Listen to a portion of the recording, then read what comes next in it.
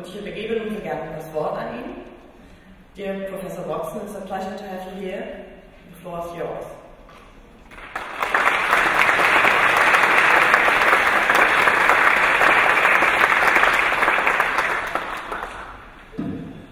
Thank you, it's a pleasure to be here, and after that generous introduction, the talk will be an anticlimax. What I would like to do, once I've worked this out, I'd like to touch upon the issues of climate change. I'd like to talk about biodiversity and ecosystems, and I'd also then say how these affect water, food and human security, touch upon the need, therefore, to move to a green economy, ask ourselves the question whether we have the right global environmental governance, which we don't, and then ask what actions Germany, the UK and European member states should have. The first thing to note is that climate change cannot be looked at in isolation of other issues such as stratospheric ozone depletion, biodiversity, air quality, desertification, water and forestry. They're all totally interlinked scientifically, and they're all totally interlinked from a policy perspective. So we need to take a holistic look at this, and yet we're highly fragmented. We've got individual conventions on ozone, biodiversity, climate change and desertification, and they rarely talk to each other. We have regional agreements on air quality, water and forestry. There's absolutely no question that climate change and the loss of biodiversity are not simply environmental issues. They're economic issues, they're development issues, and they're security issues. They clearly undermine, as I've already indicated, food, water and human security. They affect our economy, they affect the ability to have poverty alleviation, they affect human health, and they affect security at all levels, from personal to national. There's no question these issues are both inter- and intra-generational equity issues. Developing countries and poor people are the most vulnerable, and the decisions we take today will affect future generations. So with climate change, absolutely no question, the atmospheric concentrations of carbon dioxide, methane and nitrous oxide have increased significantly since the pre-industrial era, largely because of the way we produce and use energy and the way we manage our land. There's no question that we've changed the radiative balance of the atmosphere. This is radiative forcing. Increases in carbon dioxide, the single most important anthropogenic gas. But we can't forget methane, nitrous oxide and the halocarbons, or tropospheric ozone. They're all warming our atmosphere.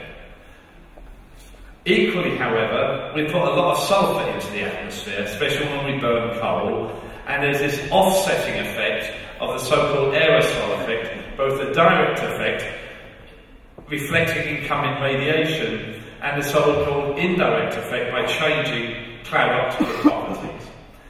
If you were to simply add up the radiative forcing of the greenhouse gases, carbon dioxide, methane and stratospheric ozone, we'd have actually increased the warming by about 3 watts per square metre. But actually we've got a significant offset of these aerosols, so the net forcing at the bottom is only 1.6. What's the implication of this? If India, China and other countries follow the route of the European Union and the US to desulfurise their coal, much of this offsetting effect will suddenly disappear in days to weeks to months. So we've got one pollutant or set of pollutants offsetting another set of pollutants. This is not a stable situation. The black line here shows you the observed temperature changes globally along the bottom and by region. The blue line is how we attempted to simulate the observed changes with natural phenomena alone. Changes in solar radiation, changes in volcanic activity, and as you can see, the blue line does not simulate the black line. When we take a climate model that not only includes natural phenomena, but also includes human activities, changes in greenhouse gases, aerosols, land albedo, stratospheric ozone, you get the pink line, and as you can see, the pink line simulates the black line quite well, globally and regionally, and it was this type of simulation and others that led the IPCC in the fourth assessment report to say that most of the observed warming since 1950 is very likely due to human activities, very likely being more than 90% probability. So the bottom line is we cannot explain the observed changes in climate or natural phenomena, but we can explain them to human activities. So the question is, what about the future? We don't know what the emissions of greenhouse gases are going to be, depending on economic growth, demographic change, choice of technology, social-political considerations, and individual choices. And so we have a low, medium, and a high emissions scenario, low, medium, and high. On the left-hand side is a series of models. In orange, what would we project for the 2020s? And in red, what would we project for the 2090s? There's a spread, and that's because different models have slightly different results. But we're much more interested in the global perspective. What happens as a function of latitude and longitude? Also season, but I can't show all of them at the same time. If we look at the decade of the 2020s, you actually see that all three maps are almost identical. Very simple reason. The climate of the 2020s, and even largely the 2030s, is largely preordained by what we've already done, the emissions that we've already put into the atmosphere.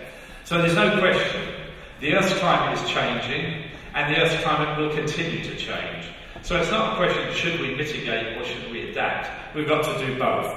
By the time we get to the 2090s, one can see that the low emissions scenario has far less of a projected climate change than the high emissions scenario. Therefore, it's absolutely critical we start to reduce our emissions of greenhouse gases now, not to protect the decade of the 2020s and 2030s, but to try and limit climate change by the 2040s, 60s, 80s and 90s.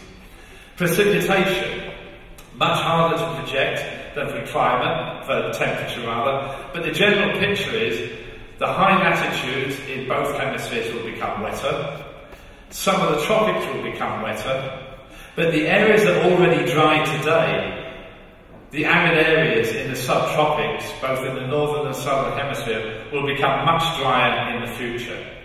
So why do we care? Decreased water availability and decreased water quality, but also the increased risk of both floods and droughts. Decreased agricultural productivity, especially in the tropics and subtropics, where we have hunger and famine today. An increased incidence of vector and waterborne diseases, heat stress mortality, threats to nutrition in developing countries because of the decreased agricultural productivity, and adverse effects on ecological systems. There may in some parts of the world be some beneficial effects, but predominantly the effects of climate change are very negative. So what about biodiversity, ecosystems and their services? Equally important for human well-being. Well, the indirect drivers are exactly the same indirect drivers as they would be for climate change, from economic to the choice of technology. The direct drivers are habitat change, changing the savanna or a tropical forest into grasslands, into agriculture, climate change, invasive species, overexploitation. 25% of the world's oceans are totally overexploited, 50% of the maximum capacity of exploitation, and only 20 or so percent any potential of future catch, and nutrients and pollution, all leading to the loss of biodiversity. And so in the Millennium Ecosystem Assessment, where I was the board chair, we looked at a series of habitats, forest systems, dryland systems, aquatic systems. We looked at the 5 major drivers of change, and what did we find? The colour in the box says whether it's a major driver for change in the last 50 to 100 years. So red says that that driver along the top was a major change. So for habitat change, a major driver for forests, temperate grasslands.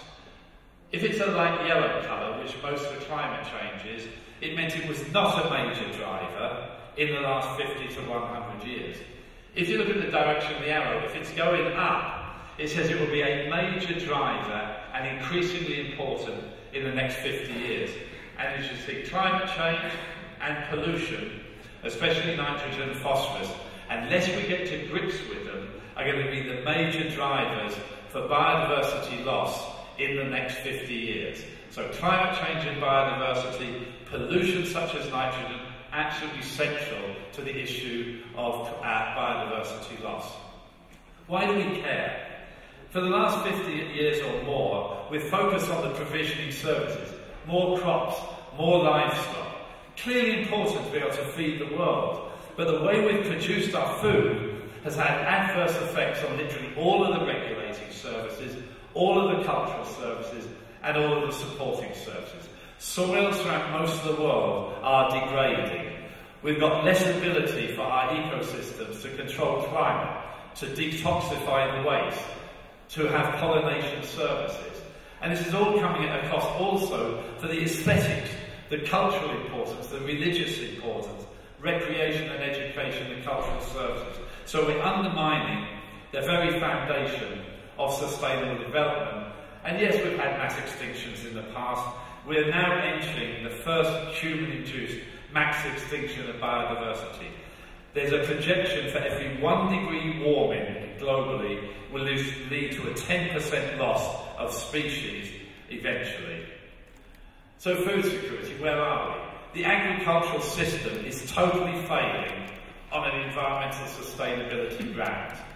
Agriculture consumes today 70% of all fresh water, clearly unsustainable. It contributes 10 to 12% of all greenhouse gases. Extensification has led to a major loss of biodiversity, as the previous slide showed, and the way we're using nitrogen fertilisers is leading to eutrophication and acidification, degrading both aquatic and terrestrial ecosystems. Clearly unsustainable. And not only that, we're still not feeding the world. In 1970, there were about 880 million people went to bed hungry. By about 2005, it was a similar number. Now, the percentage had gone down from 24% to 14%, but there was still nearly 900 million people going to bed hungry every night. Then we had the food price spike in about 2007.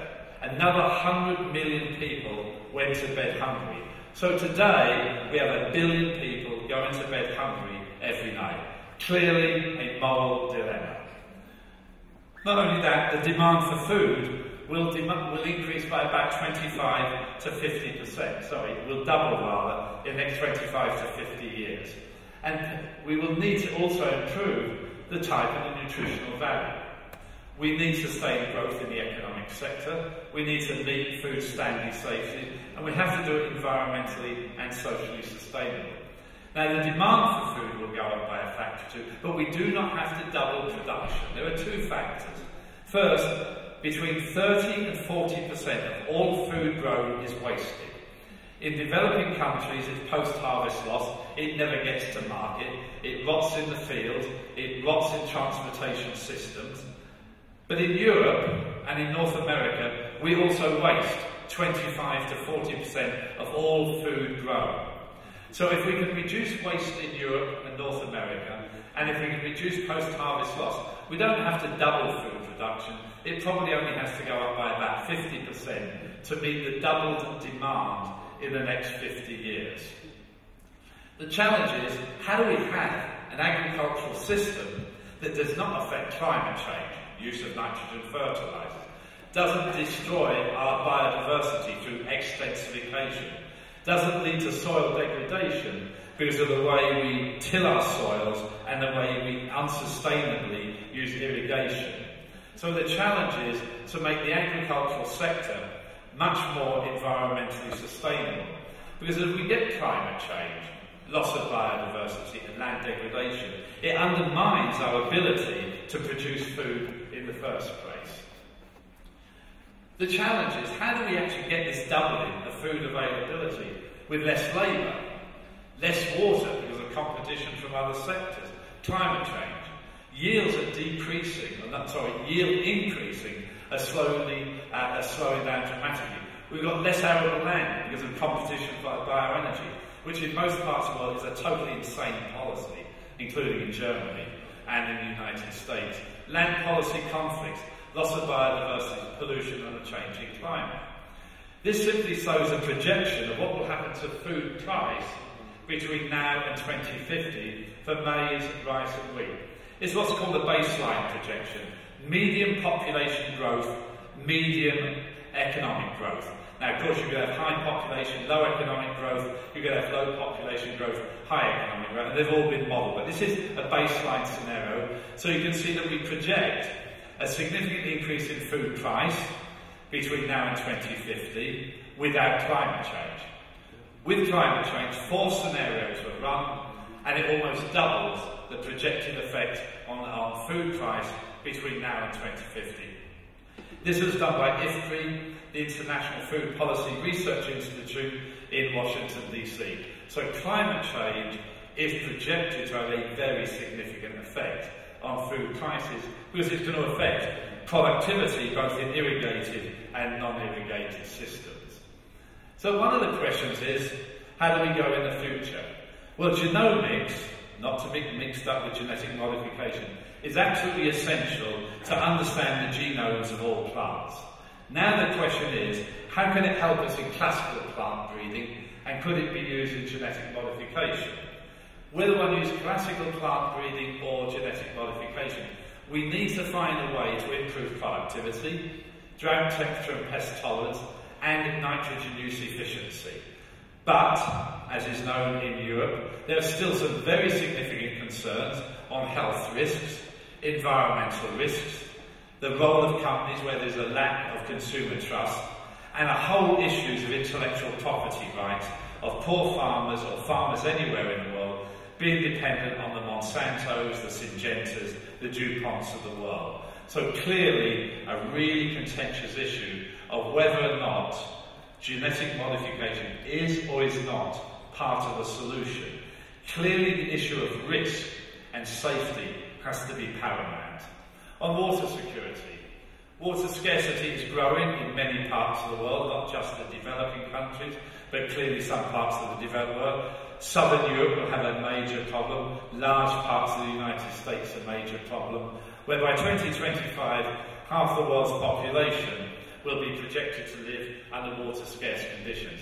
Water quality is declining throughout the world. I've already said about the use of fresh water in irrigation. There's very little cost recovery, therefore there's no incentives to safeguard water, and climate change, as I already mentioned, a major issue. Human security. Here's one of the moral and ethical issues. The countries in the dark grey are those countries with the highest emissions of greenhouse gases. Those countries in red are the ones that are most vulnerable. As you can see, completely anti-correlated. Those that have caused the problem, us, and I say us because I'm both an American and a Brit, we've caused the problem, and it's developing countries that will suffer most. And so now the question is, could it be an issue for conflicts or not? It's a question, highly contentious at the moment, but if I were to take sub-Saharan Africa or low-lying island states, tens of millions of people could be displaced because of sea level rise or flooding in riverine systems. You only have to look at a place like Bangladesh. Food shortages, where we've already got hunger and famine today. Water shortages due to climate change, where we've got water shortages today. Decreases in natural resources, our ecological systems. Many poor people depend on natural resources. Increased incidence of that disease, as I've already talked about, vector-borne and water-borne, and more severe weather, i.e. the floods, the cyclonic events you see in Asia. Therefore, climate change, coupled with other stresses, could potentially lead to local and regional conflict and migration. The level it will depend upon is what the social, economic and political circumstances are. But we have to place climate change potentially as a human security issue. So how do we start to address it? Well, the world has said we need to try and limit human-induced climate change to 2 degrees Celsius, because as you go above 2, the adverse effects on food, water, ecosystems become even more pronounced. There's also a risk of more abrupt climate change, a change in ocean circulation, disintegration of the Greenland ice sheet, the West Antarctic ice sheet, potentially a change in the monsoon patterns. And so what would it take to stabilise at 2 degrees Celsius? We probably have to have Stabilisation at 400 parts per million of carbon dioxide equivalent, and even then you've got a 50-50 shot of stabilisation at 2. We're already at 385 parts per million of CO2. If I took all the other greenhouse gases into account, we're actually at 485. The only thing, as I said earlier, is we're being offset by these other pollutants, the aerosols. If those aerosols are taken out of the atmosphere, we're suddenly at 485, or somewhere between the 385 and the 485. My view is we've got zero chance of stabilising at 2. We're on a pathway for either 550 or 650. We've got incredible rhetoric around the world. Great rhetoric in Copenhagen, great rhetoric in Cancun. Let's stabilise at 2. There is no action whatsoever in many parts of the country to put us on that pathway. To stabilise at 2 degrees Celsius, global emissions would have to peak by 2015, 2017.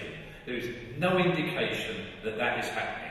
The emissions in the US are still doing this, in China doing this, and also in India. So my view is, yes, let's try and stabilise at 2, but we should be prepared for a 4-degree world, not a 2-degree world. So what do we need to do to have any hope of even a 4-degree world? We need to put a price on carbon. We need technology transformation. But look, one of the issues there is future generations of biofuels.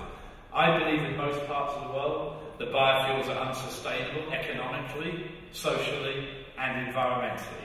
Future generations may be viable, but we need to do a lot more research. We need a lot more end-use efficiency, and a question, is nuclear part of the solution or not? Germany, obviously, it's a contentious issue, less contentious in other parts, but of course what's happening in Japan at the moment has at least raised the issue, again, of course, of nuclear safety.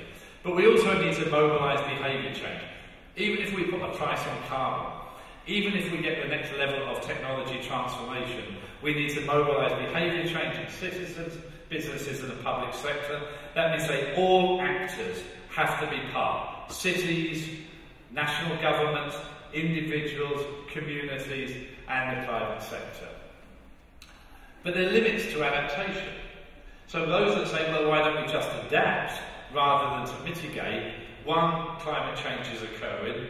Two, as I said, it's inevitable, future change. But there are physical limits, there's behavioural limits, there's technological limits, and there's financial limits. So adaptation is not a solution. We need to do it to complement what should be the transition to a low-carbon economy. But what about if we want to conserve biodiversity? We will not have a sustainable world if we continue to basically degrade all of our ecosystems and lose biodiversity. We need to value our ecosystem services, not just those bought and sold in the market, food, energy, fibre, but all of those that are not sold in the market, climate protection, pollination, air quality, detoxification. We need to remove the subsidies on agriculture, fisheries and energy. They don't help poor people. We need payments for landowners equivalent to Pillar 2 of the Common Agricultural Policy, so landowners will look after the land and maintain biodiversity and ecosystem services. We need appropriate pricing for water. We need to apply taxes and levies to discourage activities that degrade biodiversity. And we need market mechanisms such as a carbon market in order to sort of recognise the most cost-effective ways to reduce emissions. And we need, of course, environmentally friendly technologies. With water, we've got to have an ecological principle, the Dublin Principles, river basin management, multi-sectoral management, and we need to manage, of course, it's obvious, land and water together. Rarely are they managed together. We need to effectively look at the principle of subsidiarity so that effectively we manage water within the national and regional framework, but at the lowest level, and we need clearly things such as appropriate water pricing policies. For agriculture, we need to embed agriculture, we've got to embed it in our economic, environmental and social sustainability criteria. We know enough to feed the world today. We are not limited by technology. Therefore, we need to use current technologies, especially emphasising agroecological practices. The problem today is a lack of rural development, a lack of empowerment of women, financing to the small-scale farmer, roads to get the product to market. They're the real challenges. Advanced biotechnology, and I don't necessarily mean genetic modification. They might need to be used in the future, but we must fully understand all the risks and benefits. We need to pay farmers, as I've said, for maintaining ecosystem services. We need to reform international trade. It's absolutely atrocious that we've still got production subsidies, that our farmers are not self-reliant, and when we get extra food, we dump that food in developing countries and limit and inhibit the local farmer from growing their own food. So we need to reform international trade and production subsidies, and we need to continue to invest both in the public and private sector on research and development. So what do we need? We need to use Rio+20 as an opportunity to look forward. We need a green economy. A green economy will mean something different to everybody. Even at the meeting of the UNEP Governing Council a couple of months ago, a lot of developing countries said, oh, a green economy, this is a way of stopping our growth. So there's already nervousness about the green economy. So what we need to do is have a flexible approach to the green economy. We need a set of principles in the context of poverty alleviation and sustainable development to ensure maximum global cooperation. As I've already said, we need a low-carbon economy, both in the production and use of energy. We need to transform our agricultural systems to be socially and environmentally sustainable. We need the sustainable use of our natural resources, and that means we need valuation, and we need to create markets for the ecosystem goods and services. We need subsidy reform, and the basis, we need sustainable production and consumption. We need to produce goods with a minimum of energy, a minimum of material. We need to have products that need a minimum of energy if we use them, and they've got to be recyclable at the end of the day. And we have to ask ourselves is, do we have the right institutional framework for sustainable development? And I expect that to be another major topic at Rio. So for environmental governance, well, the first point is we're dysfunctional at the national level in most countries. We've got departments of energy, departments of transportation, departments of agriculture, departments for water, and they never talk to each other. To address the issue of sustainability, every government department, from the Treasury to energy to agriculture to water, must work together. So the first challenge is getting governments to work together. We need partnerships with private sector and civil society. This is not an issue of government alone. This is an issue of how to get civil society, governments and the private sector to work together. But in the EU, the different commissions don't talk to each other. They ignore each other. Biofuels is a perfect example. The Agricultural Commission and Energy are promoting 10% of biofuels by 2020, independent of whether or not they're environmentally sustainable. The Environment Commission, quite nervous about it, but they get rolled every time. So the question is, how do we get integrated decision-making across the European Union Commissions and with the Parliament? The global governance, clearly broken. We need integrated UN agency activities. They still fight each other. Even though Ban Ki-moon says we're one UN, I would question it. We've got the multi-environmental the MEAs for the Convention on Biodiversity, Climate Change, Desertification. The secretariats work relatively well together, but the government officials that go to climate change are totally different from the ones that go to biodiversity and totally different from the ones that go to desertification, and they rarely have any joined-up activities across the conventions. And of course, by definition, well, it's got to couple all of this to the World Trade Organization. So the question is the solution a World Environment Organization or a United Nations Environment Organization? I know Germany is pushing very strongly for this. I question it. Why will it work any better than UNEP currently works? And Klaus may have some comments on that, but personally it's not working. And so what's the role of the EU and member states? I think the key role is we've got to demonstrate, not just Germany, but the UK, other member states, we've got to demonstrate through actions, not talk, that there's no fundamental dichotomy between economic growth and job creation with environmentally and socially sustainability. There are some trade-offs, there's some synergies. We need to understand the trade-offs, we've got to identify the synergies. We've got to demonstrate that it's not a choice of economic growth or environmental and social sustainability. I would argue every country in the EU should make a legal commitment the same as the UK, to at least an 80% reduction in greenhouse gas emissions by 2050. I think we need to make sure that in all of the EU, that our economic decisions are based on the wealth of a nation, which is the combination of built, natural, human and social capital, not GDP. GDP is a flawed concept. It's a useful concept, but a flawed concept. We've got to take into account human and social capital, so when we take our economic decisions, they take into account these other factors, not just simply, is it good for GDP or not? And this will demonstrate to developing countries who have an even bigger percentage of their wealth in natural capital. They should not be degrading their natural capital, they should be using their natural capital to work for them. And we need to invest in partnerships with the private sector in low carbon technologies. Lots of rhetoric about carbon capture and storage, almost no action. In my opinion, carbon capture and storage is going to be essential to a transition to a low carbon economy. We need international partnerships to demonstrate this technology can work, and then it can be used in countries that are very reliant on fossil fuels, India, China, Australia, and a new developing country, the United States of America. We need to promote our environmental markets, not just carbon, but we need to promote a range of other ecosystem services, water markets, pollination, air quality, etc. We need to increase financing to developing countries, at least meet the 0.7% of GDP for overseas development assistance, but we need probably $100 billion a year for adaptation and mitigation of climate change. That's been committed in Copenhagen and in Cancun. Where's the money going to come from? I've got a real question. We need a comparable amount for biodiversity and for sustainable agriculture. Where's the money going to come from to help developing countries? And we need to generate and exchange information. We've got the IPCC. We're about to have something called the Intergovernmental Panel on Biodiversity and Ecosystem Services.